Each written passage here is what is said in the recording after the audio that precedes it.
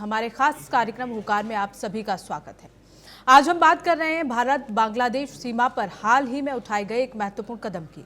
जी हां, भारत ने बांग्लादेश बॉर्डर के पास 3 नई सैन्य चौकियां यानी गैरिसन तैनात की हैं।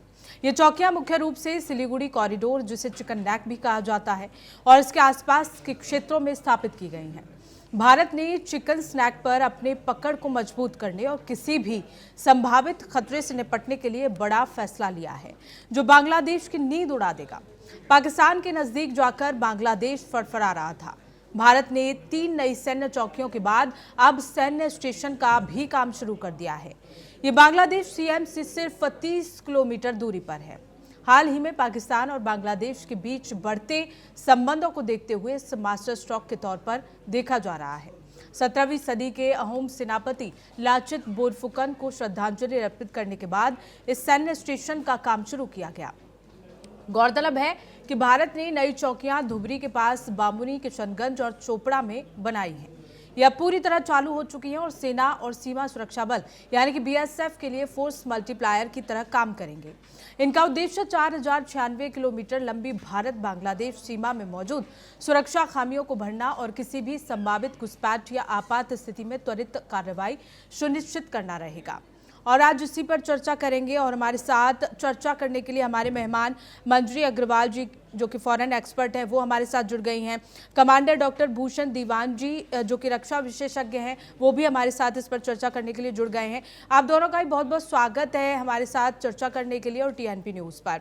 सबसे पहले मैं कमांडर डॉक्टर भूषण दीवान जी आपके पास आना चाहूँगी, क्योंकि ये रक्षा से जुड़ा हुआ मामला है और जिस तरह से भारत ने कदम उठाया है, तो क्या लगता है कि भारत ने जो सिलीगुड़ी कॉरिडोर के पास नई सैन्य चौकियां लगाई हैं, ये कदम उत्तर पूर्व की सुरक्षा के लिए पर्याप्त है? और क्या आने वाले समय में इस तरह की तैनाती से कोई सीमा विवाद हो सकता है आगे?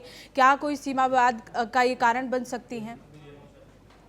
ये बहुत आवश्यक कदम था और ये हम अब जो काम कर रहे हैं अपनी जमीन में कर रहे हैं, अपने इलाके में कर रहे हैं जी। तो सीमा का विवाद होना तो कोई सवाल ही नहीं इसमें है।